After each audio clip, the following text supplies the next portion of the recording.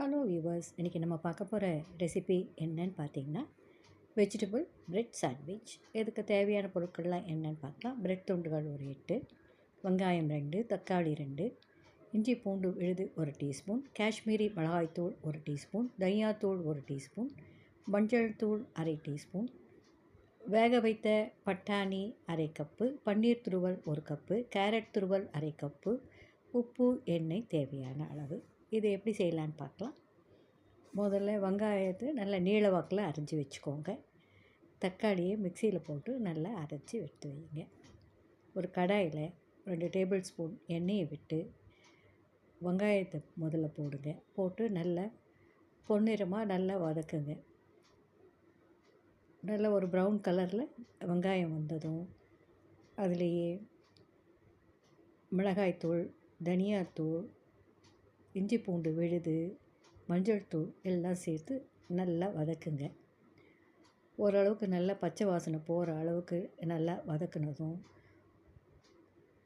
தக்காளி அரைச்சி வச்சுருக்கிறத அதிலேயே ஊற்றி நல்லா கிளறி விடுங்க. தேவையான அளவு உப்பு சேருங்க. ஓரளவுக்கு நல்லா கலந்து வரட்டும். கலந்து வரும்போது முதல்ல பச்சை பட்டாணி, கேரட் துருவலையும் அதில் சேர்த்து நல்லா கிளறி விடுங்க.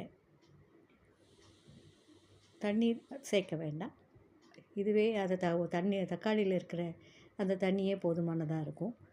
நல்லா கிளறி ஓரளவுக்கு எல்லாம் நல்லா சேர்ந்து வரும்போது துருவி வச்சுருக்கிற பன்னீரையும் அதிலே சேர்த்து நல்லா கிளறி எடுத்து வைங்க. ஒரு பிரெட் எடுத்து வச்சு அதுக்குள்ளே இந்த கலவையை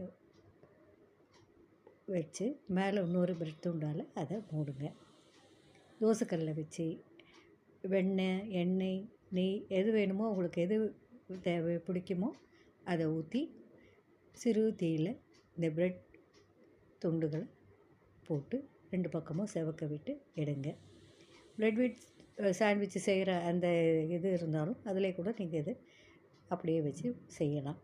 இப்போ வெக்கேஷனில் இருக்க குழந்தைங்களுக்கு இது ஈவினிங் ஸ்நாக்ஸ்னால் கொடுக்கலாம், நைட் டின்னராக கொடுக்கலாம். செய்து பார்த்துட்டு உங்கள் ஃபீட்பேக் எனக்கு சொல்லுங்கள். மீண்டும் ஒரு நல்ல ரெசிபியில் சந்திக்கலாம். தேங்க்யூ.